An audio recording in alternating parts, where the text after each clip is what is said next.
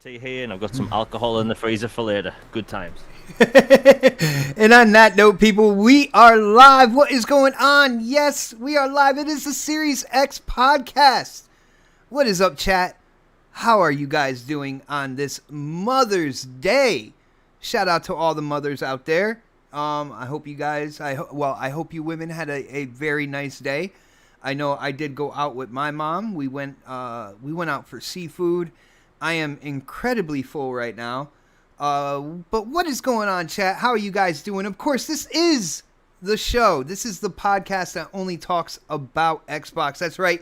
Xbox news, Xbox entertainment for the Xbox gamers out there. So go ahead, hit that thumbs up button, share this show out on whatever social media you go to talk games. Wherever you know there are Xbox gamers, you got to do them a favor. You got to let them know about this show. They need to know that there is a space, there's a podcast that they can go to where they're not going to suffer any console war drama or anything like that. It's just a place to talk about the platform that you prefer to play on.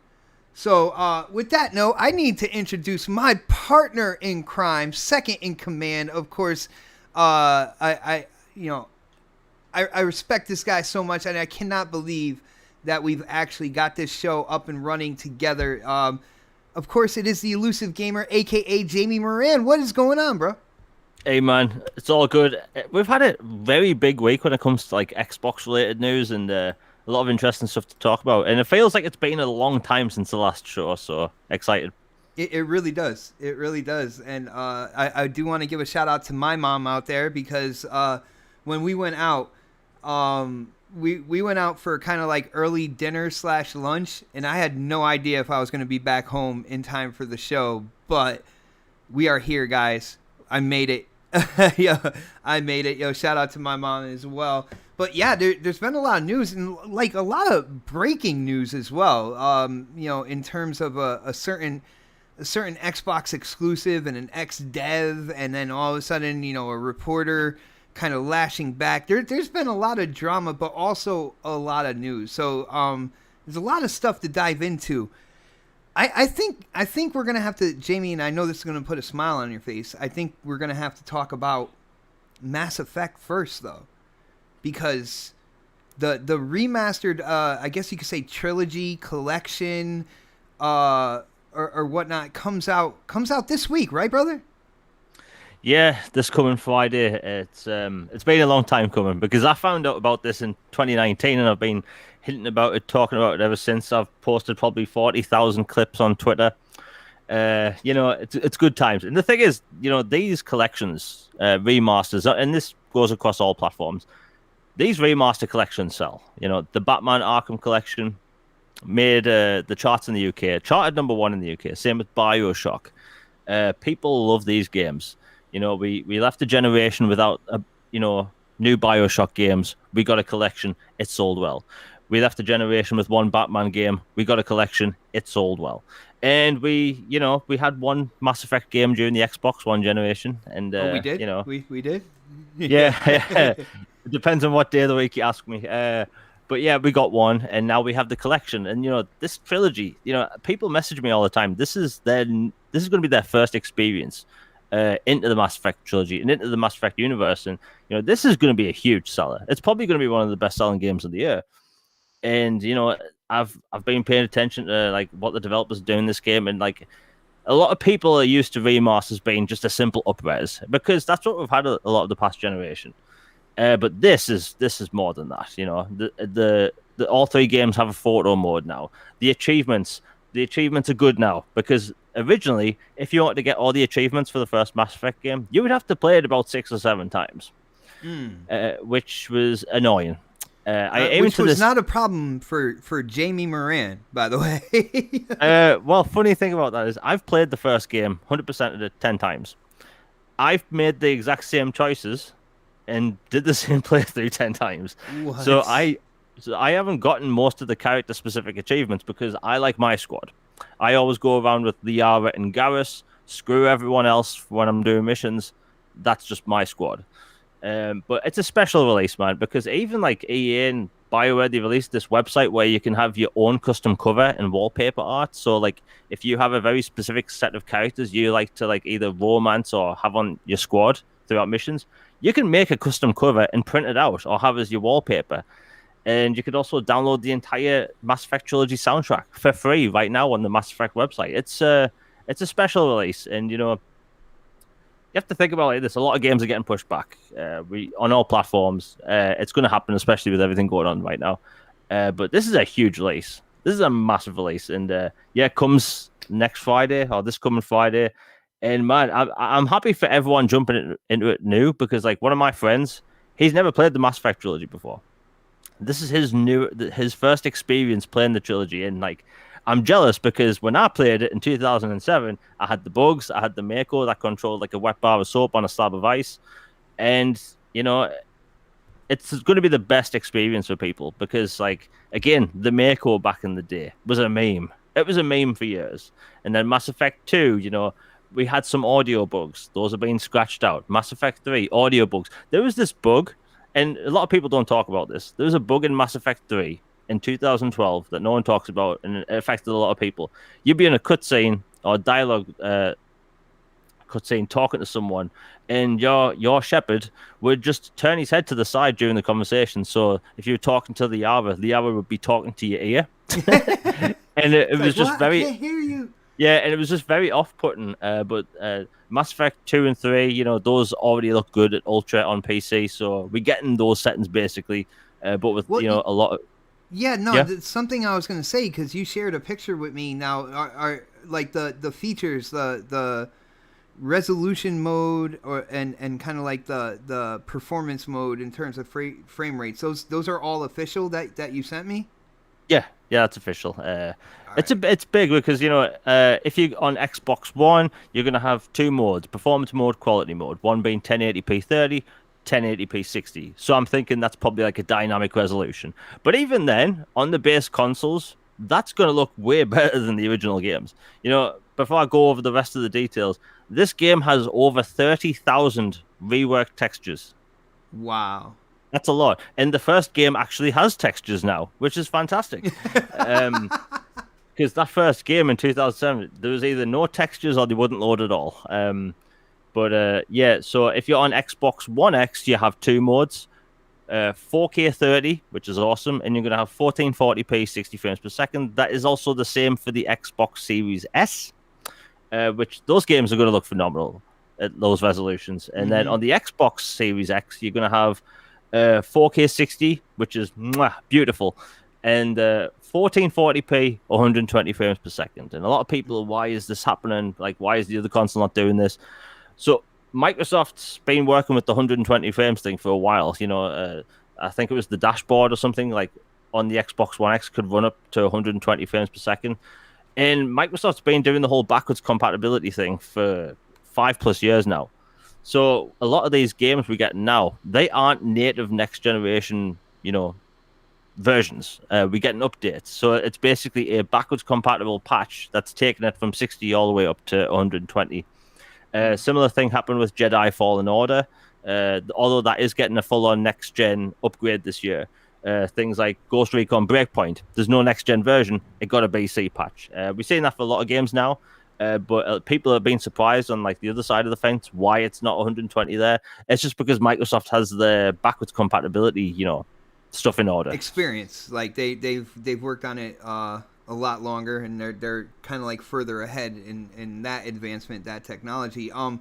Dude, with the Series X, you got 4K 60, and then you have 1440 120. Like, to me, like, with having it at 1440 but 120, if my TV supported 120 frames per second, there wouldn't be another option for me, man. Like, dude, isn't 1440 is fairly comparable to 4K native, right? I mean, 1440p isn't close to 4K, but at 1440p you're still getting a lot of clarity you wouldn't get at 1080p. And plus you have things like anti-aliasing going on, because like those Mass Effect games back in the day, kind of how should I put it? There was jaggies everywhere, but at 1440p, it's going to look bloody crisp. But even though that, I don't think Mass Effect is. You can play it up to 240 frames on PC. I personally don't think an RPG needs that, or even 120 frames. But if you want 120, it's going to be there, and people are going to enjoy the experience. When I played Mass Effect in 2007, it was like, I think it was 720p. It's maybe 20 frames per second if I was lucky, because a lot of areas in that game you'll be fighting enemies at a distance, and it would just go to a stutter when enemies start firing missiles and stuff. That isn't there. It's not going to be happening now. And even quality of life features. So if you played the first game, a lot of weapons are locked off depending on which class you played as. So I played as a soldier, so I had access to all weapons. But if you played as a certain kind of biotic, you wouldn't have access to, let's say, the assault rifle or a shotgun or a sniper rifle. But that's different in this game. You're going to be able to access every weapon, no matter what class. Things like the Mako, it's going to have fixed controls now. You're going to get XP from when you're actually fighting in the Mako now, which you didn't get before. And some achievements, they work across all games now. So in the original game, there'd be like use Overload 100 times. Well, now it's use Overload 25 times, and that goes across all 3 games.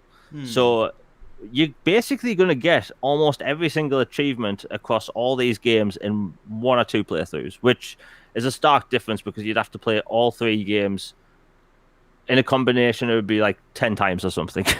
But yeah, it's going to be a good experience for people. Nice. And I am definitely excited for the Mass Effect fans out there. I'm not sure if I'm going to be playing this day one. Jamie, I think I've gone on record on this show. Like if it comes into Game Pass, then no doubt I'll jump in on it like day one, because all I have to do is download it. But I'm excited for this week coming because it's a brand new season of the Splicer in Destiny 2, and that's something I'm really looking forward to. And of course, Jamie, the new season comes out on my busy work week coming, which means it's I'm going to be working the weekend coming next weekend. I work Monday, Tuesday. I have Wednesday, Thursday off, and then I work Friday, Saturday, Sunday. But I will get in there, and I will play it as much as I can when it comes down to it. Now, you know what, Jamie? Kind of like late-breaking news I kind of want to get into, and I want to get your thoughts and opinions on, because I feel this is very interesting. A recent job listing for Playground. They're a job listing for Playground who is working on Fable.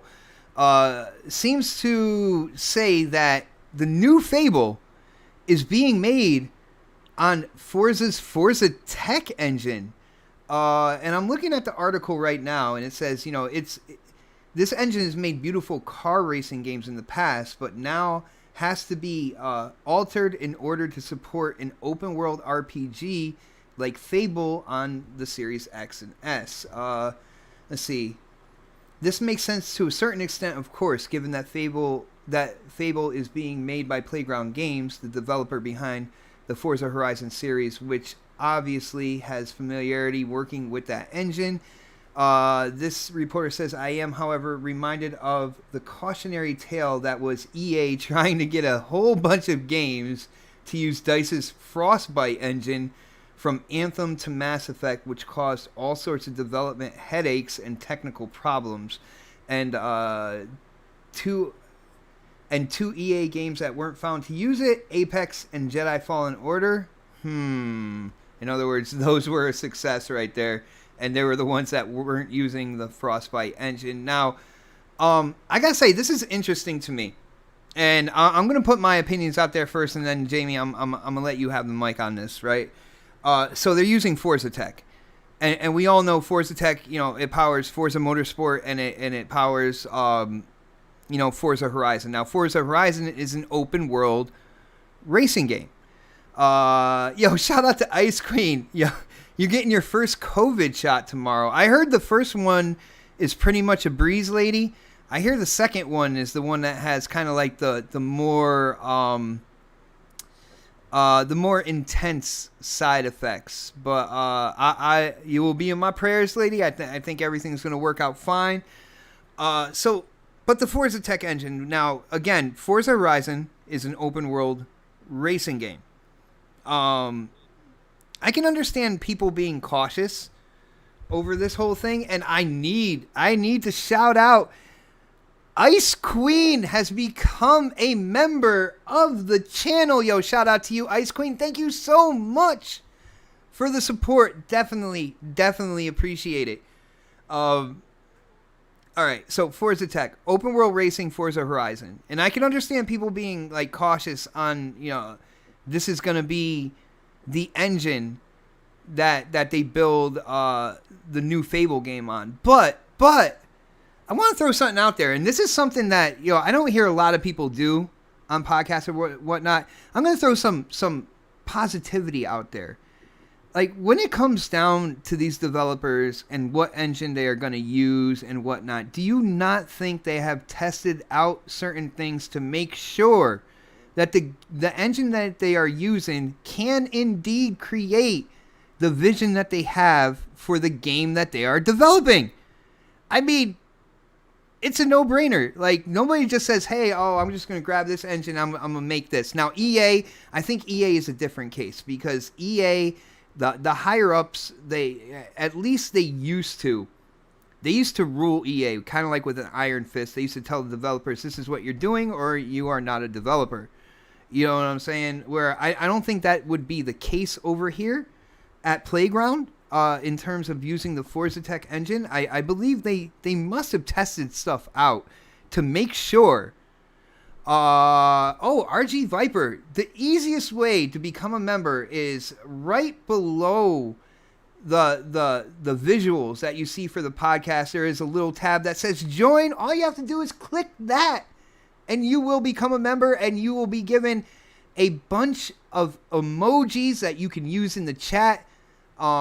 It's a good time, brother. It's a good time. But I would think that they would test out their theories and their ideas and what they want to create for the new Fable, especially it being Fable. There's a lot of people out there, looking forward to this game, excited that they are developing it, and, they really can't mess with it. It's an established franchise that people are fans of the series are waiting for that next iteration. So I don't think they can just go off on a whim and be like, we're just going to use this engine. Hopefully it works. You know what I'm saying? But Jamie, what do you think? Do you hear what I'm saying? Like, obviously they had to do some type of testing or whatnot to make sure that this engine could create what they needed it to create for this game. Oh yeah, here's the thing, and people have heard me on this show before. I'll go off about Frostbite, right? And I think this is why people are bringing it up, because with Frostbite, you had let's go back to Mass Effect. You had 3 brilliant, absolutely fantastic RPGs made in Unreal Engine that had a very specific look, and that's how it was. And then when it was announced that Mass Effect Andromeda would move, they would move the franchise to Frostbite. Even I heard from behind the scenes that things weren't right. Frostbite didn't have a third-person camera setting in the engine, right? There was a lot of things. Yeah, they had to create like a proper third-person camera. And the thing is about Frostbite, it's always been about Battlefield, first-person shooters, big maps, big detailed maps, and photogrammetry and all that stuff. They didn't have RPG mechanics or things to build RPG mechanics easily in Frostbite. That's why Mass Effect Andromeda was a mess, and they did patch it along the way. But even the way it looked, like it doesn't look like the other Mass Effect games. Aesthetically, things look shiny. Everything in Frostbite, I don't know if anyone's ever noticed this. Everything in Frostbite close up looks like wet plastic. Yeah, That's something in Frostbite. Unless you play a Battlefield, which even then you can notice a little bit. Everything in those games look like wet plastic. See, I thought Andromeda, graphically it was impressive. I thought it looked good graphically, minus the facial animations and the stuff that people were complaining about. But overall, graphically, I thought it looked good. I mean, graphically, you can see it, yeah, it looks pretty. But, like, when you compare, like, Mass Effect Andromeda, the tone, even the way the characters look, like even though the graphics are technically better in Andromeda, I'd say Mass Effect 3 looks better just because, they had this visual theme go across all three games and then they changed it for Andromeda. Anyway, this is just going to turn into me ranting about Andromeda, but we're talking about, the whole Forza engine thing. Yeah. I mean, if they have the third person camera, well, you can technically go outside the cockpit in, Forza Tech, so obviously that's probably going to be there. But we don't know any other project that's been made with Forza Tech, so we don't know about do the developers know how to use the tools outside of racing games. A lot of the people working on Fable have worked on things like Red Dead, things like Batman, very third person centric games. So I don't think people should be that worried because the thing about the whole Frostbite thing is that EA was mandating to hell everything be Frostbite so they don't have to give Epic any money. Well, I mean Microsoft's not been like that. They have many games in development and have released using Unreal Engine. So maybe they wanted to use Forza Tech because the thing with Forza Tech is they have the environmental detail. Like down to a T with that engine, the dynamic seasons and stuff. So maybe that's why they chose it. I'd only worry, like literally, I'll bring up Andromeda game. With them making the third person camera, like it was a bit floaty at times. Like if you moved the character from side to side, it would look like he kind of crapped his pants, or doing like a sideways crab walk. But if the Forza Tech can do different things other than racing, I don't think people should be worried. Literally, Frostbite was just a first person shooter, engine. So people should only worry after we've seen it. If it doesn't look like it's like going to be good, then people can complain. But we haven't seen a single frame yet. We've seen a CGI trailer, and the thing about trailers is when it comes to CGI stuff, we have to look past the CGI-ness and we have to look at the tone and what they're telling us, by visual themes. Because remember, Fable's always been this sarcastic British humor, romp, right? Comedy romp, set in a fantasy universe. And if we get that again and it looks good and it plays good, that's all it has to be. I've seen, people for years now have been saying we need to have an ultra realistic, gritty Fable. Then it's not Fable. You need fart jokes in Fable. Oh yeah. You can get STDs in Fable too. Like it says it all. They just need to do that and have it, next genified. But only worry about this engine crap once you've seen the result. It's like the next Mass Effect game is probably going to be, Frostbite. I have doubt. I have reasons to be concerned because we already got Mass Effect Andromeda. So if we get something like that with Fable, people can complain. But right now, it's just people being concerned. And I'd say in this case, it's okay for people to be a little bit concerned just because of the whole Frostbite situation. But I don't think it's the same story. All right, I got you. Yo, real quick, I need to, and this is a first time thing right here. Shout out to King Thrash Gaming for hitting up that super chat, brother. Thank you for the love and the support. And he says, y'all should be getting more super chats, so I'll send one. Good work. Yo, thank you, brother, so much for the support. Definitely appreciate that. And yo, I hear you, man. I hear you. I'm not going to pull out the plate and start begging, but I got to agree with you, King Thrash. Yo, King Thrash, man, hitting us up with a super chat. Yo, I definitely... That was a surprise, man, and I definitely appreciate that. But yeah, all in all, like, dude, it makes sense. Like, I can understand people being like, "Whoa, what's going on here?" But they must have done enough testing to realize that they can use this engine, they can utilize it, and they can make the best possible Fable game. I will say, Jamie, in terms of the more realistic and grittier Fable, I think it can have a more realistic kind of like look to it in terms of the backdrop environment or whatnot. But I am in total agreement with you when it comes to the humor and such. Yeah, that's right, Viper. Chicken Kicker. That is right, dude. I think there's a bit of charm there. There's a bit of charm and that is really, a lot of that is at the center of Fable. You know, you get that, you get the story, you get the use of magic and all that good stuff. But at its core, you know, that British humor really gives a personality to Fable, really gives it a unique kind of like a unique feel, a unique immersion to it. And I don't want to see that go away.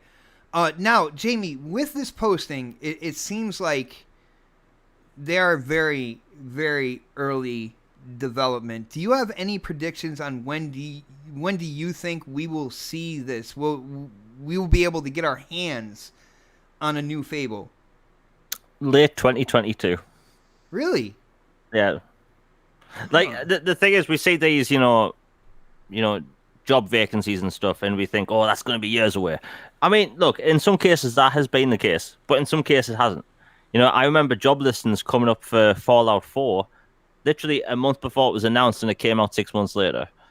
You know, I don't think people need to read too much into these things. You know, remember, this is Playground Games' first RPG. It's obviously not going to be made in a year. You know, it's going to be a big game. And the thing is, Microsoft, for the longest time, people wonder, like, Microsoft invested in the game and stuff. And you look at a lot of the games now they're making, and they are big. You know, Avowed, massive. You know, Starfield, massive. You know, In Exile's new RPGs, massive. So, like, obviously those games are going to be years out. But I think people shouldn't be expecting this game in 2023 or 2024. Like, that's donkeys away, right? I think people should, I'm saying next year, holiday, air quotes, 2022. I think me personally, I think that might be a bit early, but yo, I'm optimistic, man. I'm gonna swing to the fences with you, bro, and I hope that's absolutely true. I mean, we have waited long enough for a new Fable. You know, the project that they were doing with Fable Legends, even though it looked good, the premise at that point in time of, somebody controlling the enemy and laying out like the enemy NPCs and creating traps and stuff and having the 4 other people go through the world, like, to me, that's not necessarily Fable. I mean, they would have somehow, some way tied a story into that, but to see them kind of go back, and it seems like they're going to do a more traditional Fable, and yes, I will go and say British humor, definitely icing on the cake when it comes to that. I'm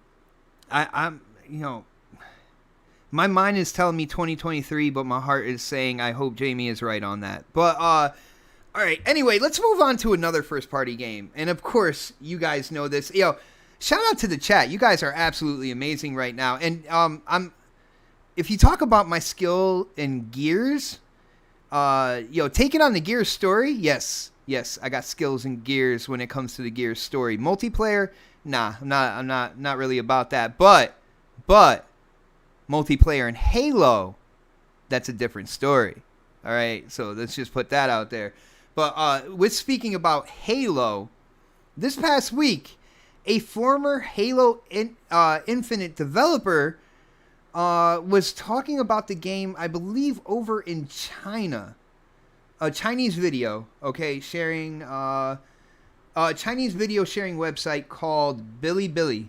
Had former 343 Industries Skybox artist Eric Lin provide the gaming community with some interesting new information regarding the development of Halo Infinite, the next mainline entry in the Halo series. All right, so it goes on. Lin's overall feeling on Halo Infinite is that the finished product will still be great, noting that massive improvements have been made to both the story and the gameplay. So guess what, guys? Right off the bat, if people are gonna take what this guy says as absolute Halo gospel, he started off with the finished product will still be great, noting the massive improvements that have been made to both the story and the gameplay. It's funny how people are kind of taking his words and kind of agreeing, but they're not saying that stuff right there. So that's really interesting. It says, however, he comments that players shouldn't expect an epic-making masterpiece. He expands on this by lamenting that the company's executives were over-ambitious and that because of the game's semi-open world focus, the game and the engine had to be worked on at the same time, resulting in a rocky development process. He also states that they are indeed in crunch mode at 343. So, shout out to the chat when it comes to that crunch mode. Are you for or are you against crunch? Hit up the chat. Let us know your thoughts on that. Let's see. Lynn also notes that the reason the official Halo Infinite gameplay premiere in 2020 was so underwhelming is because many features of Halo Infinite's slipspace engine was not fully implemented at the time. Let's see. He talked about how some of the concepts and content that were originally part of the Halo Infinite had been cut during development. This led to some things. This has led to some things I've made over the years that no one will probably ever see, he said. And he's a Skybox developer, so he developed Skybox. So with that being said, I'm thinking maybe there are maps and there are areas that we won't see in Halo Infinite that have been cut because, again, he creates the Skybox. Let's see. Low-level ones in particular have experienced working overtime until the early hours of the morning in the past few years. This indicates that 343 industry staff have experienced or are currently experiencing crunch, at least in a partial capacity. All right, that is a lot to take in, and I appreciate you guys for hearing me read. This is something that, when it came out, of course, people were sending me on Twitter. It seems like I am one of the first people that they send, Halo stuff to, which I definitely appreciate it. And guys, if you want to do that as well, feel free. Hit up the DM, send me Halo Infinite news whenever you get it. I will definitely look through it. First things first, there a lot of this stuff I can definitely believe. And in my opinion, a lot of this stuff isn't lighting a fuse to something that might explode. He already said that the improvements that they made to both the story and the gameplay have been absolutely fantastic. And when it comes to cutting stuff, you guys realize that the quad that people have been using in the last couple Halos was actually made for Halo 2 and never put in. There are things that have been cut and left on the developer floor for years, for every game, especially franchises. Developers get overly ambitious. Even the executives to the studios, publishers, their eyes get big. They get overly ambitious on what they want to create. Jamie, I got to ask you, and we'll get into kind of like what's going on with Jason Schreier and stuff like after we talk about this. This is just the initial stuff that has come out. When you first saw this, when you first read this, when you first got the information, what did you think is going on over there at 343? Did you kind of start getting concerned about Halo Infinite and its development? What did you think about the information that came out here from Mr. Lin? Massive overreaction. Look, people can say I'm being defending 343 or whatever. 343 has to make a fun game, right?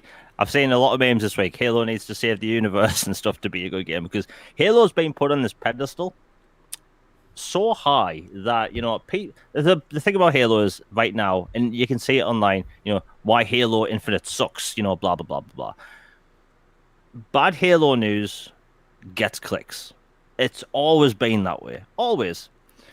And the thing is, you look at this. The thing is, people talk about crunch now. And the thing is, I don't think crunch is necessarily a good thing. But is it paid? Is it overtime? Is it voluntary? Because everything I just mentioned is fine. Remember Red Dead Redemption? People were doing crunch without getting paid sometimes. That was an issue. He didn't even say that. So, I think people need to calm down, chill. And then you have to, look at the cut features thing. All games have cut features and cut gameplay and cut things, right? The first Mass Effect game, I'll go back to Mass Effect at any topic. The first teaser trailer for that, full release featured a planet called Calliston, right? Calliston isn't even in the universe when they released the games, right?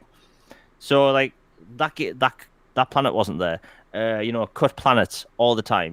There's one or two cut characters. Literally, all they did was, when they were listed as cut characters, they didn't make it off the storyboard, right?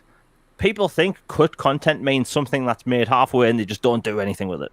And then we have, cut content like Alan Wake. Alan Wake was originally meant to be an open world game, and then they spent 6 months overhauling it because gameplay and game flow just didn't work in a horror game for that in open world. So they changed it. And in my opinion, they made the correct choice.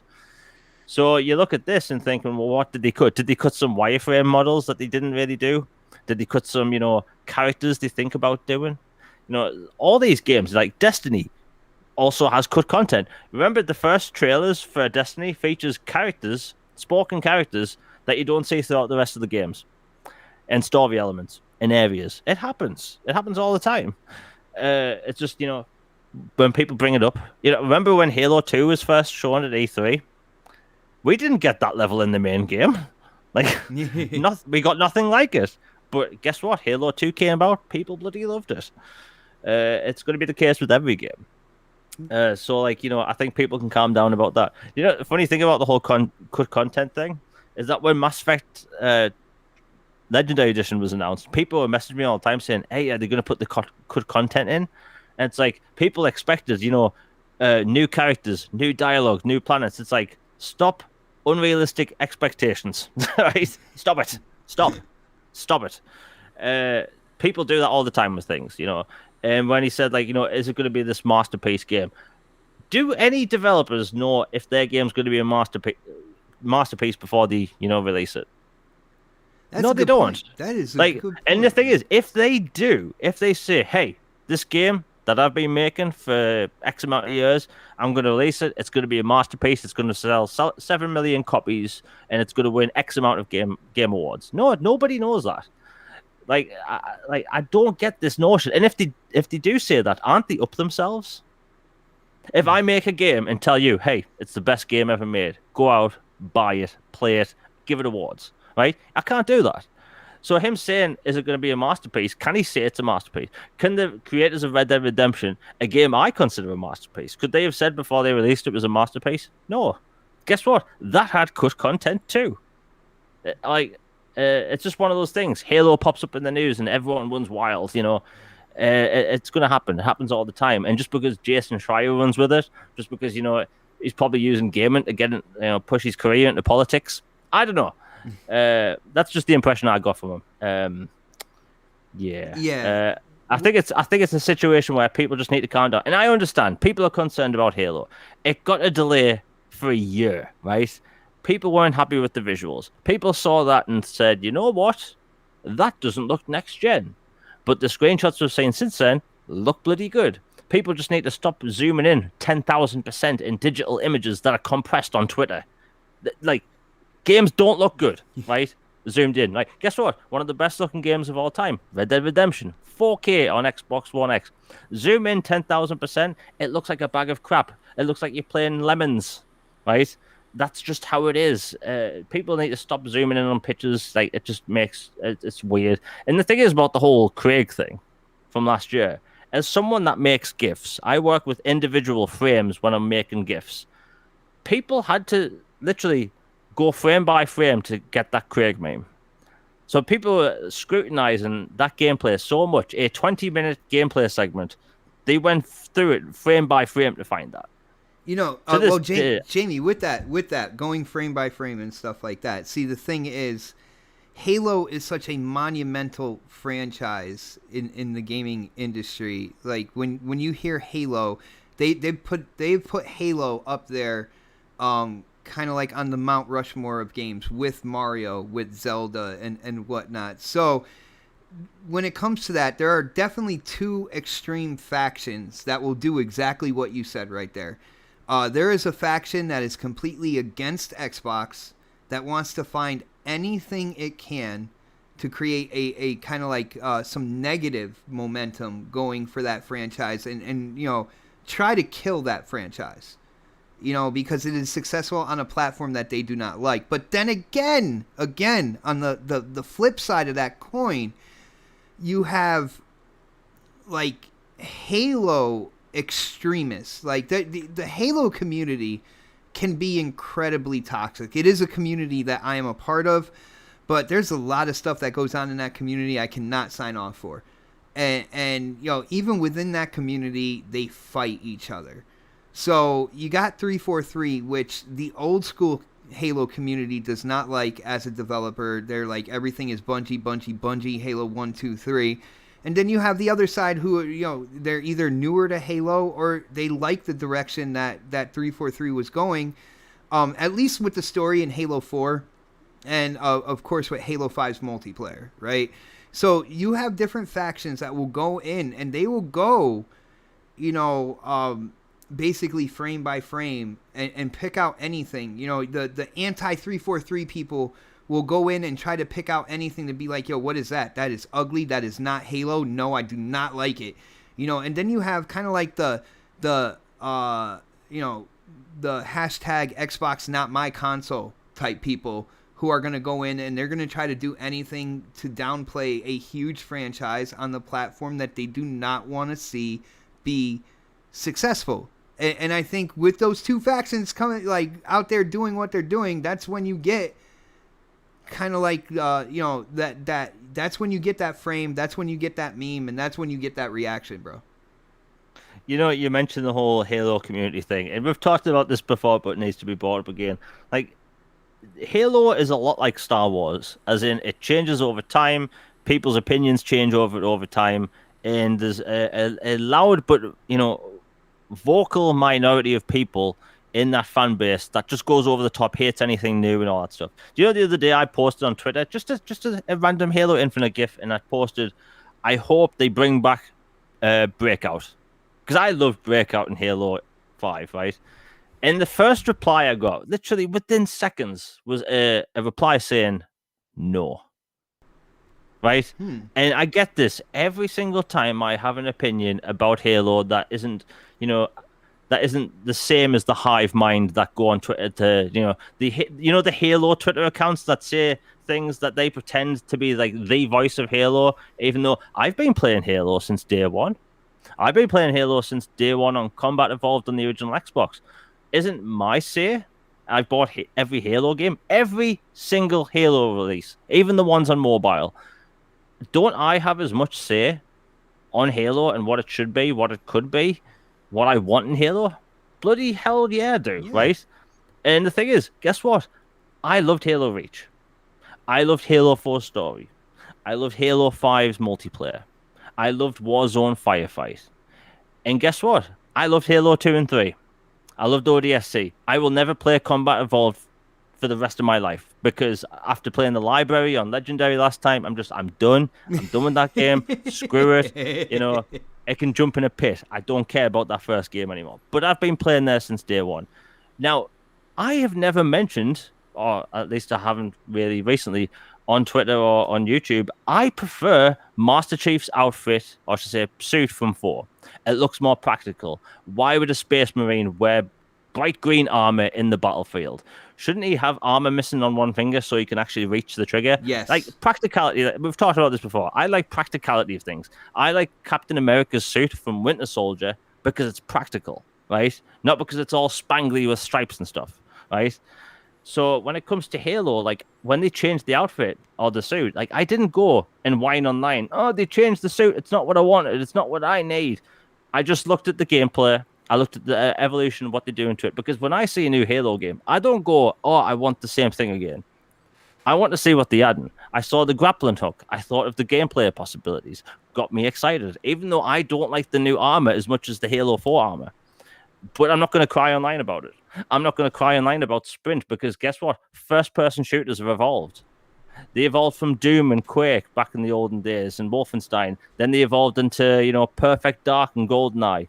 And then to Halo, and then to Call of Duty. First-person shooters evolve over time, but there's a certain part of the community that want Halo to play like it did in 2001 when it shouldn't be playing like that in 2021. It's sick. It makes me sick to my stomach, And it's just like, people just need to move on. Get over it. You can sprint in a game. You can move. You can move faster than you can walk and treacle in a game. Believe it or not. Why would a super soldier that they spent billions of dollars on walk to his next destination rather than run? It makes no bloody sense. Why can he climb a tank but not a ledge? Oh, that's not a thing apparently. And the thing is, I love Halo. I've been a Halo fan since day one. I've got merchandise. I've read some of the books. I like the live action stuff because I'm a nerd. I loved Halo Legends because I had different varieties of anime in it, right? I had the toys back in the day. I'm a Halo fan.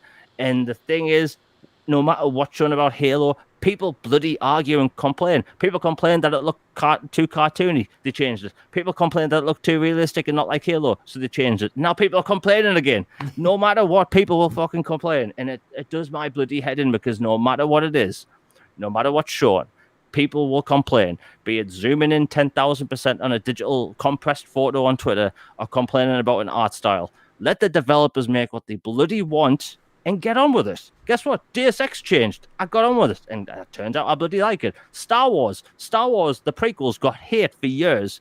For years. Meme to hell. For 10 years, George Lucas bloody sold Star Wars, and now the prequels are beloved and loved. True. And people talk about the prequels all goddamn day because they love them now. And 10 years from now, maybe people will like the sequel trilogy.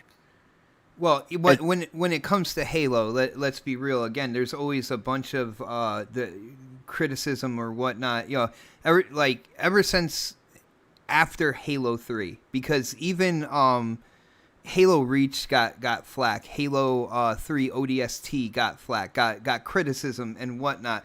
And then, you know, a few years down the road, all of a sudden, that is a beloved Halo title in the franchise. And it happens a lot, man. I've seen it over and over again in the Halo community. I do have to say, Jamie, I'm pumped that you get so excited for Halo, man. This is awesome.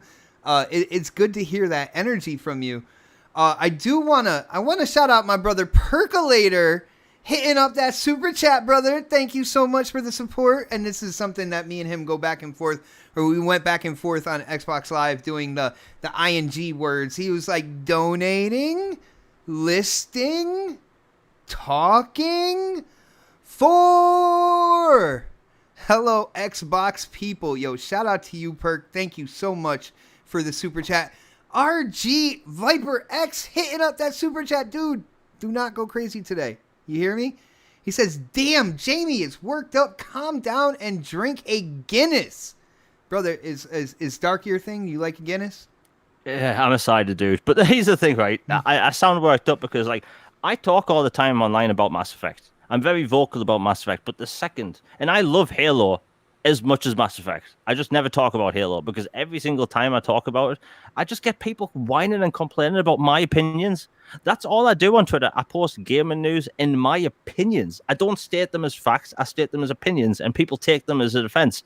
And it's just like I deal with this all the time. So like I don't talk about as much. I don't talk about Halo as much as I'd love to.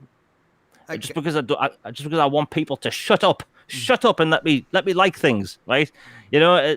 It's weird, man. It's weird. Like, oh, dude. Guess what? Yo, the closer and closer we get to the release of this game, once this game is out, and I start putting out my Halo content, my live streams, of course my first impressions, my thoughts, all that good stuff, and I start doing that Halo content.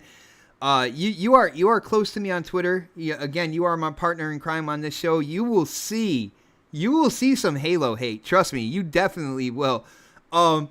Shout out to Rash Shadow in the chat. He said, "Is it Halo that's getting criticized, or is it 343 that is getting scrutinized?" And I think that is a really good question. And again, Shadow, I believe that it's both. To be really honest with you, I believe that the old school Halo guys, they don't want 343 around. 343 could make the greatest Halo in history, both technically and in immersion and gameplay and everything like that. But that old school Halo group, because it does not say Bungie, will not accept it, and they will try to pick every little thing apart on that game to say it is not as good as Halo 1, 2, or 3. But Halo does get criticized on the other side of the coin as well. Again, with people who do not want to see that franchise succeed because it is the flagship title or one of the flagship titles on a platform that they don't want to see succeed at all either. So this is crazy. Now Jamie, Lynn came out. This developer came out with a video. And in this video, he's calling out journalists. He's calling out journalists for them taking his words, quote unquote, out of context, not getting in contact with him to try to get exactly what he was trying to say with this video and kind of running with this information as gospel, putting it out there on social media and whatnot. And from what I'm seeing here, I have our buddy Jason Schreier's timeline up on my computer, and he posted. Let me read some of this stuff. He posted in his thread. He said, the other day, an X343 artist made some comments about Halo Infinite that I shared in order to make a broader point about the games industry at large. So Schreier is stating that he is trying to make a point about the broader gaming industry at large. I didn't necessarily see that, but so it wasn't even about Halo, but he was using it as an example. This is what Jason is saying. He's like, I shared them in part because I'd heard similar things from several others at 343. He goes, today the artist made a video walking back his comments and complaining about reporters running articles citing him without contacting him first. A very reasonable complaint, he said. Since then, I've gotten hundreds of abusive comments from Xbox fanboys accusing me of doing the same. He says, none of the fanboys in question appear to realize that I never actually wrote an article. Much of this has been triggered by a single obsessive Reddit user who got a lot of attention on a few subreddits and Twitter threads. The nastiness has been off the charts. Now, Jamie, a couple people, at least one person I saw in the chat said that they shared this video with Schreier and immediately got blocked. And from what I remember, this person is not toxic in nature, will not attack people per se. But he says the broader point, however, is that most of the originally mentioned issues, vision shifts, technical department, passion leading to extra hours, are true. They're true not only of Halo Infinite, but of many AAA games, which is what I originally said and what remains true today. He said, I will continue liberally blocking Xbox fanboys and anyone else who annoys me because that's the only way to use Twitter sanely. As always, I am forever grateful for all of my readers who are not shitheads. Have a nice day. So Lynn, he was calling out reporters and such. And of course, Schreier, he did not write an article. And I hold that as a point against him.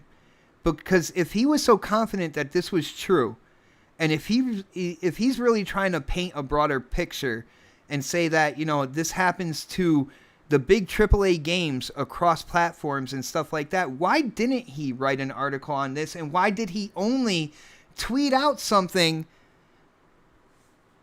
and get this whole kind of this pot stirred up this way? I feel like there's an underlining reason over here other than just trying to show a broader picture to the gaming community about game development or whatnot. But Jamie, what do you think about this situation? What do you think about what Lynn said in terms of his defense? And what do you think about what's going on with Schreier? Schreier seems he seems to have his panties in a bunch here, man. He's getting a little upset. He is blocking Xbox fans. And I'm not even saying fanboys.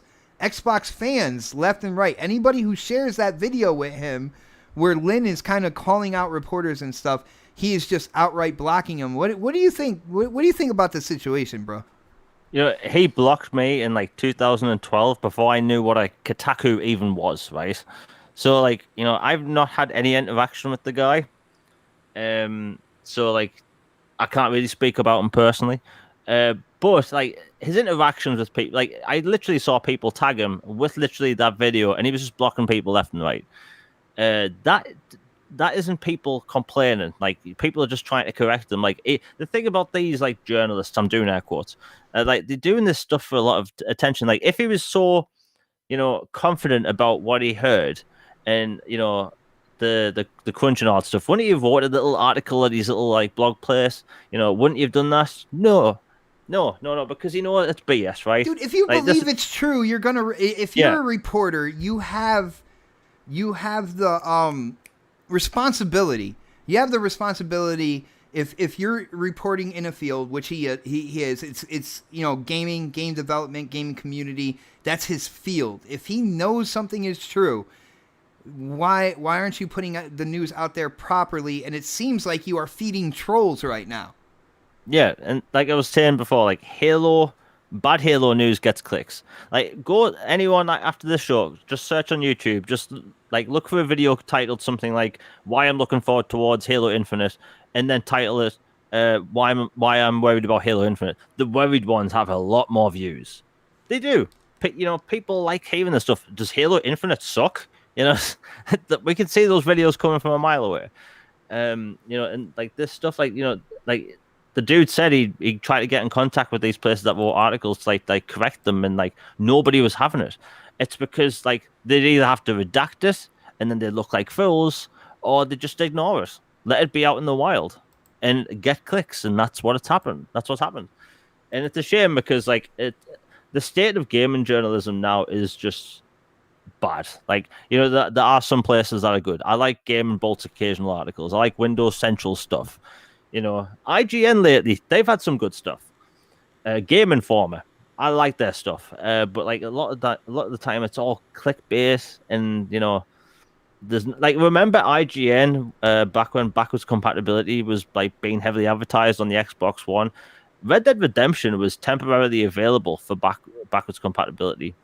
And then Microsoft pulled it. And then IGN randomly came out with an article saying that, hey, if you play Red Dead Redemption backwards compatible, you're going to get your Xbox account banned. That story was floating around for 6 hours. And almost immediately, people at Microsoft were like, no, that's not happening.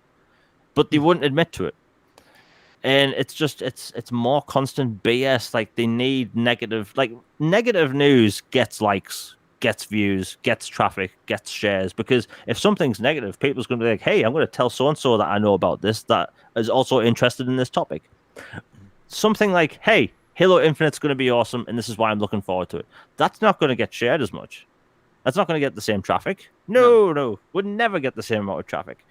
And that's unfortunate. But unfortunately, I have to sit here and say it's expected. Yo, shout out to Rain G4. First off, what is up, my brother? It is great to see you. Shout out to Toolman as well. He said, what's up, people? What is going on, Toolman? But Rain G4, he said, and this is something I believe I stated a few minutes ago, Halo Infinite could have the best gameplay and story, and they will still say they didn't like the box art. Like, there would be something that they would pick apart. Now, again, that's not just Xbox platform haters either. There's a rift within the Halo community as well. So you don't just get it from the people who never deal with Xbox, only talk slanderous, about Xbox, trying to create a bunch of negative narratives and stuff like that. But with Halo being as big as it is, and the franchise being the community being as split as it is, you also get it from the Halo community as well. That I think is the double whammy. Now, Jamie, one thing I will say in terms of Bungie and 343. Bungie, when they were coming out with their Halos, they had a vision, they had a direction, and they made it into their game, right?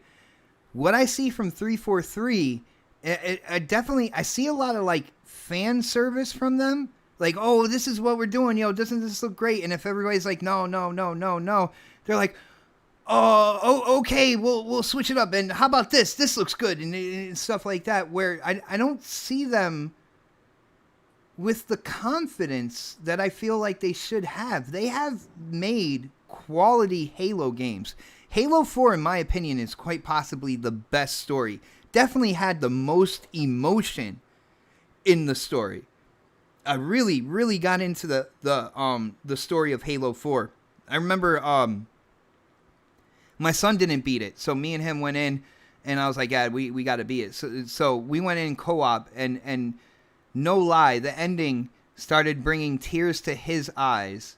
And of course, when it did it to him, it did it to me. When I first beat the game, tears welled up in my eyes because of what happened with Cortana and everything. And that was before Halo 5, and we saw what was going on with her and stuff. And then with Halo 5, quite possibly the best multiplayer they have ever created, especially when they started dropping content monthly, like new maps, new weapons, new vehicles, stuff to go in and work for and stuff like that. I felt like Halo 5's multiplayer was absolute fire.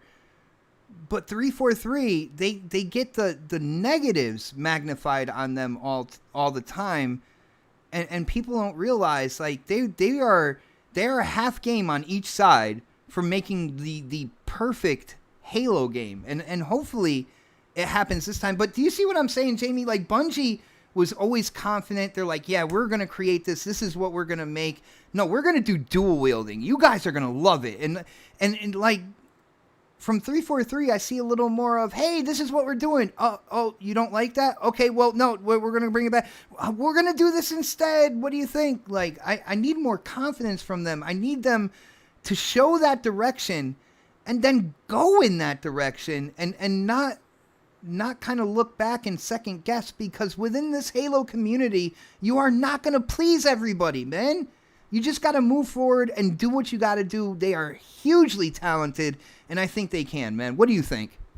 Look, I don't complain on Twitter constantly about sprints, so I think I have like some form of logic. Like, they came out with a great campaign in 4. They came out with an excellent multiplayer in 5. A lot of people could admit that.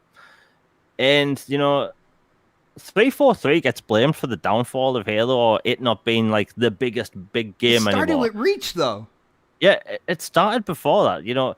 Call of Duty is easy to play. Like, yes. There's less barrier to entry. In Halo, you have to worry about shields and then breaking down the health. In Call of Duty, you have to pop one shot off out in the right place. And it's like, you don't really get that with Halo. Like, Call of Duty is literally, for the masses. Like, a lot of people play it. Halo requires more skill. And like, I don't care what anyone says. That's just a fact. Yes, I do think 343, they placate into the small, loud, annoying minority of Halo fans. Can we really call them fans if they complain all the time?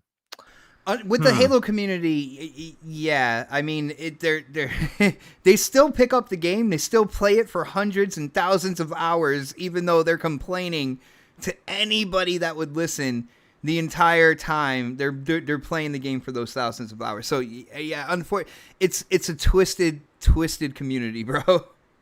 It's weird. Like Halo has the potential to be so much more. It really does. And the thing is, like, we could have Halo RPGs. We could have Halo, I don't know, turn-based strategy games. We could have a Halo game set in literally any genre, and it could work because the Halo universe is so rich. But it will never be that, because people won't accept the fact that it's not a 2001 shooter anymore. It's more than that. People are okay with Master Chief running in cutscenes. They're not okay with him doing that in gameplay.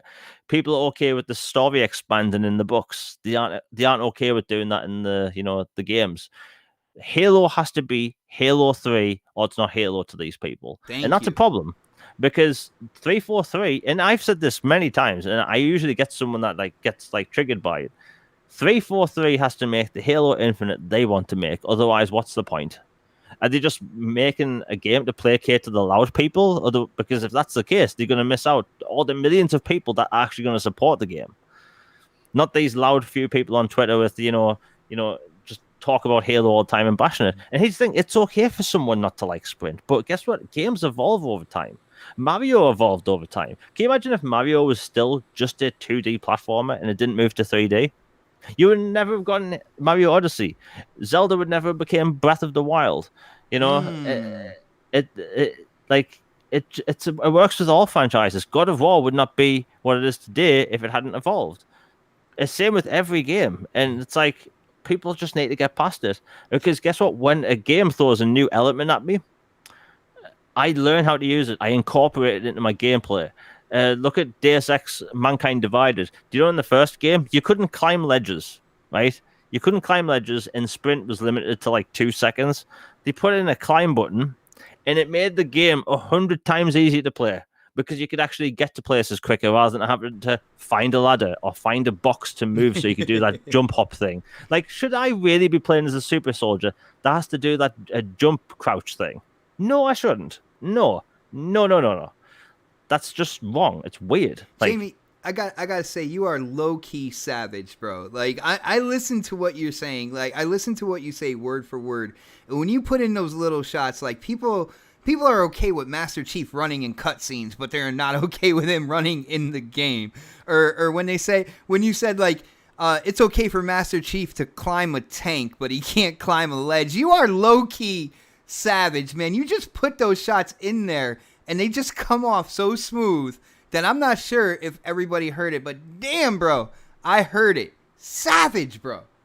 I mean, look, I might sound worked up, but the truth is, I think Halo can be like way more than it is, and it can. And you know, the problem is that people look at Halo now, and they think it has to be a Destiny style game, which is like, you know, this type of game you go up to, and you know, you get armor, you play the game at harder levels, and you do, you know, more missions, and you get more armor. And it's like, no, Halo's always been one thing. The mainline Halo has always been a linear first-person shooter that might have some open sections. That's all it's ever been. Mm-hmm. It's just people of the universe, people of the enemies, the way the enemies react to your weapons, the way the weapons feel and sound, and it's like, that's what Halo is. Well, Halo isn't just some green dude who can walk. Well, for the most part, Jamie, the difference between Destiny and Halo, all right? Halo focuses on the super soldier. All right. If you notice, like, yeah, you have different weapons and stuff, but nowhere near the amount that you have in Destiny. When it comes to Destiny, yes, your Guardians have different supers, different abilities, but most people play it to grind for the weapons. The weapons are the focal point in Destiny, where the soldier is the focal point in Halo. I think that's the biggest difference between the two. Yeah, I mean, look, we can't really compare them two because, you know, one's a linear first-person shooter, one's a looter shooter. You know, like Destiny is more like Borderlands, while Halo is more like just any other old traditional first-person shooter campaign, be it Call of Duty, Battlefield, GoldenEye, Perfect Dark, the list goes on. You know, that's just what it is. People all of a sudden want Halo to be parts Destiny, but still be Halo. People want Battle Royale in Halo, but still to be Halo. Like, it makes no sense. Like, people want Halo to have all these different things while not evolving. It's like, that's unrealistic expectations. And I say this unreal expectations thing coming up in gaming a lot, right? Where you're not allowed to say this. And I've always found that weird because, like, I know this isn't the topic yet, we're not on E3 talk, but, like, I saw comments the other day on, like, what you're expecting for E3. And people were like, Halo Infinite gameplay, GTA 6 release date, Red Dead Redemption 3 gameplay, and all this stuff. And it's like, in that case, isn't it okay for me to say, keep your expectations in check? Because people are expecting GTA 6. It's like, no, you're not getting that for 4 years. You're not getting that. I don't know. It's not happening. But we're talking about Halo, and it's like people are expecting Halo. Like, someone replied to a tweet the other day by me, and I have no problem against this person, but it's like people are so split on Halo at the moment. I just posted something about Halo, and someone replied saying, "Oh, I can't wait. I hope I get thousands of hours out of the campaign." What does that even mean? Does that mean you want to play the 8-hour campaign like hundreds of times? Like, okay, cool. Do you want it to be this looter shooter all of a sudden? Is Master Chief gonna change his armor over time? Or are we playing as other Spartans? Like, I could go on. Like, people are wanting Halo to be things that it isn't, but at the same time they want Halo to stay the same, like Halo 3. In essence, they canceling each other out, and it makes no bloody sense. Exactly, brother. Yo, Viper said, hey, GTA 6 in 2028. Yo, guys, shout out to the friendly neighborhood blue shell who ended up making the show. Yo, brother, thank you so much for the super chat, for all the love, and all the support. He says, I am going to be hated for this, but here is my unpopular opinion. Halo 3 had the worst multiplayer and is the slowest of all Halos. Time for the hate. Now, Blue Shell, if you're going to get the hate, I got to be honest with you as well. Halo 3 was my least favorite multiplayer. To me, it felt like the slowest and clunkiest out of all the multiplayers. Now, granted, people absolutely love the competitive nature in it. They love the maps, all that good stuff. And to a lot of people, Halo 3's multiplayer is the absolute best. But here is the good thing about being human. Difference of opinions. We all have different opinions. We all have likes and dislikes. Oh, man. I need to beep that out or something. But we all have likes and dislikes, and they're definitely different than other people's. But I am in that same boat with you, bro. Maybe not as extreme, but Halo 3 was my least favorite multiplayer. That is for sure. Halo 5 is probably my absolute favorite multiplayer. And for people who don't know, my favorite all-around Halo game, which is the single player, the multiplayer, everything put together, is Halo 2. That is my absolute favorite. All right? So for people who don't know, now you know you learned something new, guys.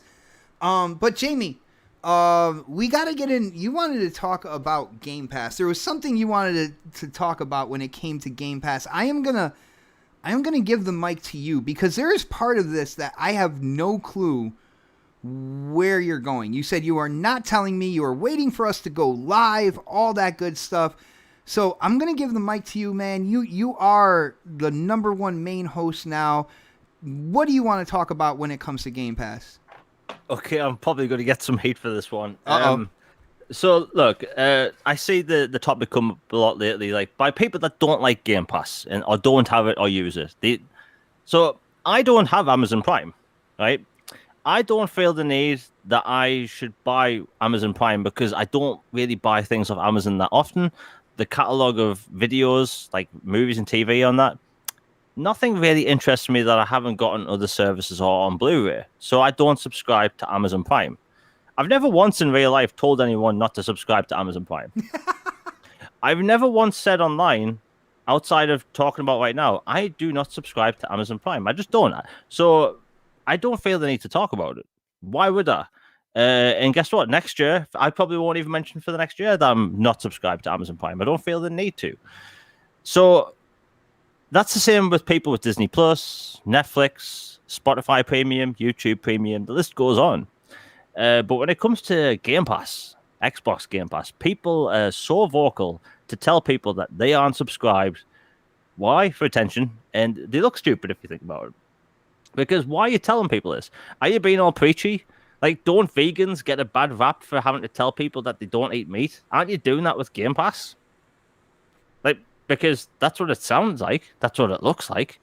Someone will obviously write on Twitter saying, I'm not subscribed to Game Pass. Well, congratulations. Do you want a bloody medal? Yeah. Like, do you want a participation trophy? Is that what we're doing now? Like, it's a weird situation. It's like, why are you doing that? And the thing is, like, game prices are shot up. And I've talked about this before. In the UK, in this past one generation, everyone listening right now, I want people to pay attention. Export.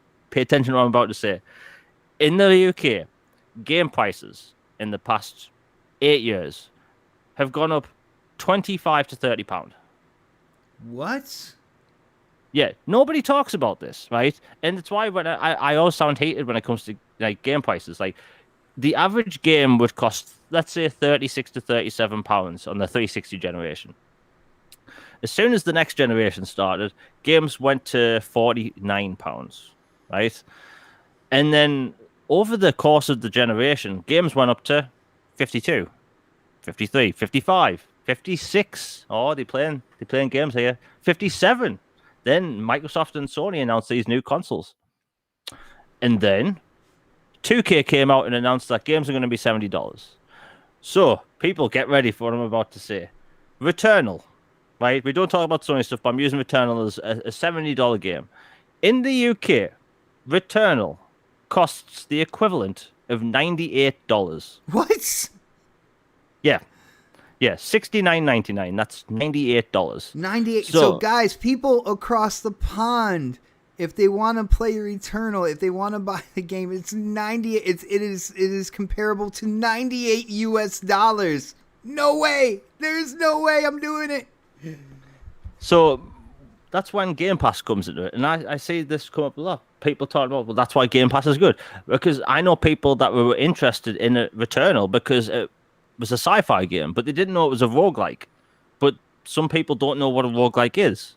Is a roguelike for everyone? No, I like immersive sims, but immersive sims aren't for everyone. You know, I liked Prey. Prey is not for everyone. It definitely isn't. I like Deus Ex. It's not for everyone. I love Deus Ex.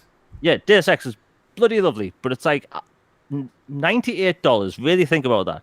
That's what we are going to get charged, but if these prices in the UK normalize. Now, I just looked at the price of, let's say, Resident Evil 8. That is $59.99 in the UK. So that works out as like $80-something, right? You guys are getting robbed over there, man. Yeah, we're getting it hard. The thing is like, over the past generation, we've come to expect to get screwed on electrical goods. We get this thing called Apple tax in the UK, right? So if you buy any Apple products in the UK, be it a phone, Apple Watch, laptop, whatever, you're getting charged a lot more, right? Because why? Because it's the UK. The pound's strong, so why not? So the same's happening with games. Like $98. Now, imagine that Game Pass wasn't a thing, and you had to buy every major release this year by your favorite company, and it was $98. Would you be up for that? No, you wouldn't. Everyone listening right now. Before Game Pass, I think a lot of gamers out there would have been like, well, there's really no other way. They might have, you might have to snip off kind of like the ones that you're least excited for. You have to make tough decisions maybe at that point in time. Yeah, and the thing is, people will always bring up the price of games during the N64 generation, right? The cartridges cost a lot to make. That was a lot of processing for those plastic cartridges back in the day, right? So games did vary in price. Sometimes, like in the UK, they're like £50, sometimes they're £80. But during we Xbox podcast, but we need to talk about the other platforms. During the Xbox PS2 generation, games were like £30 in the UK. And then up to the 360 generation, across all platforms, it was like £30 to £35. But like, the second I saw 2K mention that the price is going up in the US, and then Sony doing this, like trying to normalize the $70 price tag, I just saw the UK getting shafted hard because it's $98 for Returnal in any other game that price. And here's the thing as well, because people are like, well, they're only going up $10 over here in the United States, but when you see other countries, especially bigger ones, you got countries in Europe and stuff like that, when you see them creeping up higher in price, don't think it's not going to come across the Atlantic and hit us as well. Like that's the whole thing. We might be the last to get hit like that, in terms of like the bigger profiting countries and whatnot, the ones where these publishers make the most money. But when you see it hitting the UK like that, you know it's right around the corner for here as well. So that's another thing why I am so happy that I am subscribed to Ultimate Game Pass, man. Like I have got to experience games that I would never have thrown money down on. To me, paying full price is an absolute commitment on a game you have not played yet. And I know that's the standard that was, okay? But we never had a different option. And now, since we have a different option that, these companies say are profitable and it is a success or whatnot, why not take advantage of that option and be able to play more games? It's a no-brainer to me, and I have no idea why people are championing, well, I don't pay for Game Pass. Well, I am not subscribed to Game Pass. And it's like, well, then you are not taking full advantage of every opportunity to play the most games that you can. Seriously. I mean, like you have to look at it like this. Like there's what over 300 games or something in Game Pass.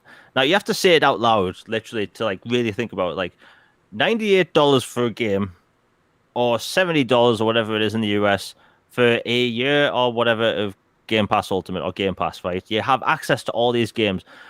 Having to pay $98 is not a badge of honor. It's not. Because look, one of my friends just bought Resident Evil and he didn't know how long it was. So it looked online and I was like, oh yeah, it's like 8 to 10 hours. Now, I don't know if I could tell that he was annoyed by his voice, but it's like it's a lot of money for games. Especially and the thing is, when Microsoft wanted to raise the price of Xbox Live Gold, everyone said this, but the pandemic. But the pandemic. Well, okay. So is it okay raising game prices that much during a pandemic? You know, game prices in the UK went up here's the thing. It will happen in the US at some point. Yeah. It will. And then I'll be paying $140 per game. Then it'll go up higher for you. Yeah, and it's like, and I always hear that games cost more to make now. Okay, let's play that game, shall we? Games have microtransactions now. They have day one DLC and pre-order bonuses. Guess what? I've seen games listed on all platforms where the digital deluxe edition has 2 skins. Do those 2 skins cost an extra $20 to make per, for the game per each? unit No. sold? Yeah. Yeah, like no, it doesn't. No, bloody doesn't. And it's like, and people hate on Game Pass. They hate on the fact that people have access to a library of games for a little price when they were probably kids and went to Blockbuster and paid like $9 or whatever the equivalent for one video or game that night. And it's like, why is it okay for people to think that spending that almost $100 on a game is okay, but having access to a huge library of content is bad? How is that bad? Do these people not subscribe to Netflix? Do they not watch Netflix shows? It's just weird. And I see this topic come up all the time. It's like, we have to hate on Game Pass, and then I hear podcasts every week coming up with these reasons to whine about Game Pass. And who knows? They are probably subscribed to Game Pass at the same time they're whining about it. Well, some of those podcasters, they'll be like, Game Pass is great. It's a great deal, but, and then on that but, they go off on a tangent for like 5 minutes on negative aspects. But since they said it's great in the beginning, they feel like that is the buffer, that is the cushion. So then they can go in and kind of try to tear down the subscription service. I do understand, Jamie, check this out. I understand some people are worried that the subscription kind of structure will take over the games industry. All right.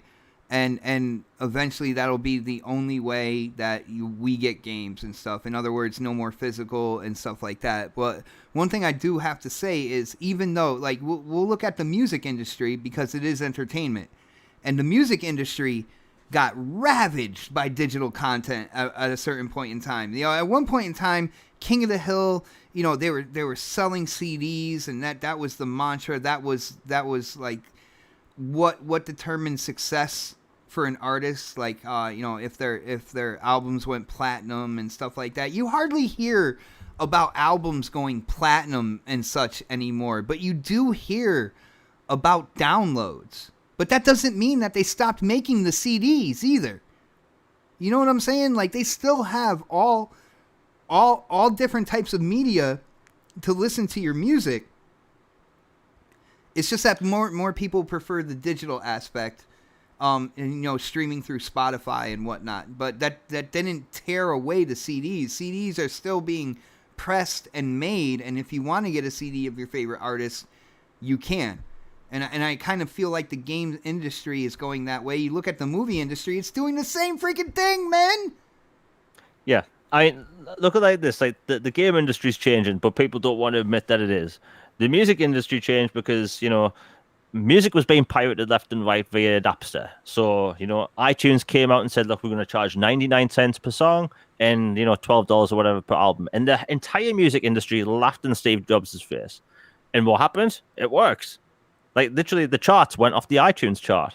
And then Spotify became a thing. And now you see some of the biggest artists go, hey, stream my album on Spotify. Mm-hmm. You can still buy the album on CD or digital via iTunes or whatever other service. But they talk about Spotify. Microsoft, they still print the discs and they say, hey, play the game on Game Pass. It's just options. And look, we all know right now that 10 years from now, 12 years from now, that all these games we play, the only way that they're going to be playable across all platforms is going to be digitally.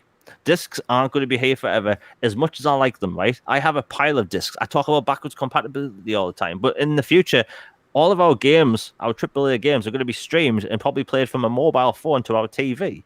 That's how technology is evolving. But it's like people have to get on with it. And you were saying all the podcasts that say it's great and all that stuff. It's like literally, you have to say it out loud. Microsoft is investing billions into studios that can put out quality content on their service at the same time as paying for other games to be put into the service day one for X amount of time. That's doing no harm to the player. The players are benefiting from being subscribed because they have access to content, but not only content, they have access to things like, discounts and stuff. It's like, what exactly is the bad thing about Game Pass to complain about? Nothing. There's no reason for a consumer to complain about Game Pass. Well, I already told you, what the kind of like the doomsday sayers are talking about when it comes to this. Real quick, I just wanted to shout out Albert G. First off, Albert, man, I love seeing you here for every single live show that we do. And there's a bunch of people in that same kind of like scenario as well. Shout out to you guys, the faithful Xbox guys, the guys that are here every single week checking out, the Series X and the next podcast. Shout out to you. Absolutely love you guys. But Albert, I got a bone to pick with you, brother. When it came to Game Pass, somebody asked him if he was subscribed to it. He said, I would definitely be if they had AAA Game of the Year games in it. Now, brother, Game of the Year games? Now, I can almost guarantee that the movies you watch, some of your favorite movies, have not won Movie of the Year when it came to like Emmys and stuff like that. So you mean to tell me that you base your kind of like gaming entertainment on critics, kind of like critics' acclaim to games? Because that's what Game of the Year is. It's not even really voted on by the gamers. It's voted on by the critics and the reviewers and the journalists that are in the community. So that's your basis right there. That's what you want to base your gaming entertainment on? What gaming journalists and critics tell you is good? Come on, bro. You're better than that, man. I mean, we've got things like Doom Eternal and Jedi Fallen Order in Game Pass. Like we've got Grand Theft Auto, probably the best-selling game of all time in Game Pass. Like, so is that good? Is that not good enough? And here's the thing: if someone doesn't want to subscribe, that's cruel. That's cool. They don't have to talk about it. But why? Why do they have to talk about it? It's like not being subscribed is all of a sudden a badge of honor. It's like, no, it's not. You're just not subscribed. You don't get a trophy. Nobody cares. Literally, nobody cares if you're not subscribed. Nobody cares. Yeah. The thing is, like I was talking about Amazon Prime. I'm not subscribed to Amazon Prime. I don't talk about it. Nobody cares if I'm subscribed to Amazon Prime or not. No one. And if they are, seek help. Because that's a weird thing to want. And it's like, look, I talk about this crap and I sound passionate about this crap because it's like during a pandemic, I've been stuck in the house for the past year, right? And I've had access to a library of games during that time, right? While, physical games have gone down a lot because people don't want to go to the store. Oh, wait, stores aren't bloody open in the UK. Most of them are shut down, but I have access to a large category of games. That's awesome. And the thing is, I would have loved new content to have been on like Netflix or elsewhere. Like for the past year, I've had no access to literally no new films. I saw like 3 new films in 2020. I saw Sonic, Tenet, and Love and Monsters, right? I enjoyed all 3, but I like new films all the time. I didn't get that. But with Game Pass, I was having access to all these new experiences. So, like, how can I hate on that? How can I hate on something benefiting me? I would have loved a new film every night, but I didn't get that. Well, the industry's kind of, hard, dealing with the pandemic and stuff. And it's like, I literally don't get it. Here's a challenge to anyone listening that hates on Game Pass. This is a challenge. #challenge. If you don't use Game Pass, don't talk about it. Go 1 week. Don't even talk about Game Pass. See if anyone cares. They won't. Do you hear that, people? That's a challenge. If you don't use Game Pass for 1 week, don't talk about it. You know, when you see that tweet out there with somebody talking about Game Pass and how much they love it, you just keep scrolling by. All right, for one whole week, you don't talk about it. Let's see who can do that or whatnot, man. Go ahead, Jay. No, I'm just saying we know they won't do it because it gets attention. It really does. Like I get dumbasses tweeting me all the time saying they don't like the fact I talk about backwards compatibility. Well, guess what? I don't care. I don't care. And here's the thing: my tweets, just thoughts, things I like and stuff. And it's like I like Game Pass. I will say I like Game Pass because I use Game Pass. If I didn't use Game Pass, I wouldn't talk about it. I'm not subscribed to PS Now. I don't talk about it. Like, Hey, what's the point? I hear you, brother. And it is a weird world we live in, man. When people try to flaunt that they're not subscribed to a service that gives you value, and you know, this whole thing going on. I think Game Pass is a great service. If other platforms decided that they were going to do something very similar, I think it would be championed. People would absolutely love it. I think they low-key want Game Pass on other platforms. I think that's what's going on. They don't want to admit it, though. They don't want to say it. Now, it is what it is, man. You know, you got companies kind of restructuring their whole subscription service and whatnot. So we'll see what happens down the road. Maybe there'll be announcements at E3.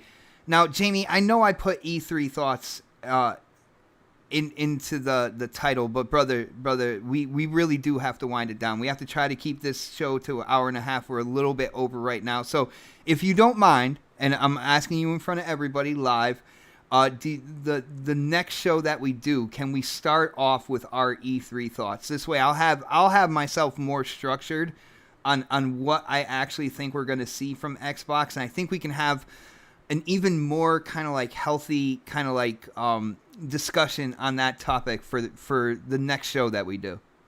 Yeah. I mean, here's the thing: like, we're probably going to get more E3 news before then, because even just yesterday, like Bandai Namco and stuff just announced that they're going to be there. So, like, we will have more news to talk about them when it comes to E3 stuff. Nice. And I will be able to put myself together and really give you guys, like, you know, fully fleshed out thoughts, opinions, and predictions when it comes to E3. So, guys, check it out. That is basically an announcement. The next show that me and Jamie are doing is going to be the E3 prediction show. So, guys, you're going to have to tune in for that, man. We are. I know I'm going to do my homework. And we all know the elusive gamer, Jamie Moran, always does his homework. I swear, he must have been like the prodigal student. He must have been the student that always had his work in on time. Homework was always done because, man, he goes in, he does his research. And again, you know, he is low-key savage, people. Low-key savage. But Jamie, it's another show in the books. Yo, huge shout out to the chat. Guys, again, if you haven't done it, hit that thumbs up button. Share this show out wherever you know Xbox gamers come together, because you know they would love a show like this. I had a lot of fun doing this tonight. And I hope you guys had a lot of fun hanging out with us, you know, this Sunday. There was a lot to talk about. We can go on and on, but I am dedicated to keeping this show within its time frame. And Jamie, we were going off quite a few. Quite a few shows in a row, man. We were getting 2 hours, a little over 2 hours. Like, that's how it started on Next Podcast, and I cannot reel it back. There's no way I cannot reel it back. So we're gonna stay structured for you guys and entertaining at the same time. But it is time for the outros, bro. So, you know, Jamie, aka the Elusive Gamer, you gotta let them know about your YouTube channel. I see you putting content out there, as usual. High quality stuff. Absolutely love what you're doing on YouTube. And then, of course, you are known in the Twitter sphere. You are known in the Twitterverse. Let people know where they can go to talk games with you, bro. Yeah, man, thanks. It's been an awesome show today, and the chat has pretty much been, well behaved. Not a lot of console war and stuff, which is good to see. But yeah, my YouTube is the Elusive Gamer. It's all Xbox stuff, and I don't really talk about other platforms on there. I recently had a Mass Effect video come out, so everything you need to know about the Legendary Edition, it's all in that video. I have a podcast coming out in hopefully the next few weeks, definitely before E3. And I should have a date about that soon because I'm trying to get the whole technical situation sorted. And yeah, that's the Elusive Gamer on YouTube. My Twitter is Jamie Moran UK. It's all gaming stuff. And look, I know I say the whole term blocking thing comes up a lot.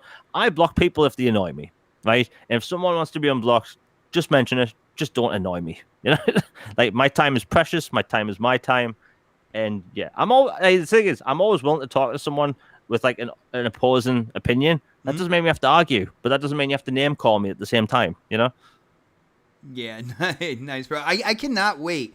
I cannot wait for your podcast, man. I am really excited for that. I am thinking a lot of great things when it comes to that show. It has been a long time coming.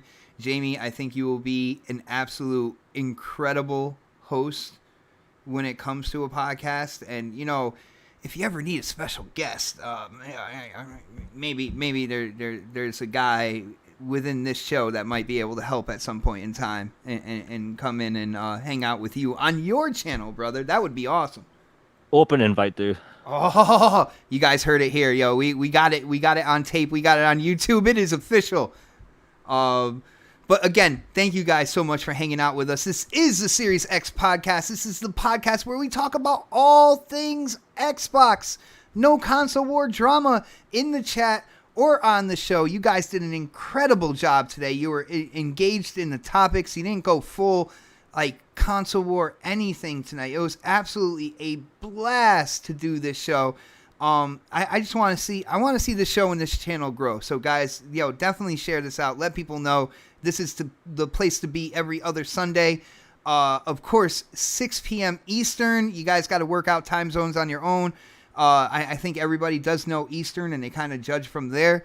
But it has been fun, guys. And as always, like I say every show, keep it gaming, and definitely keep it Xbox. Have a great night, everybody.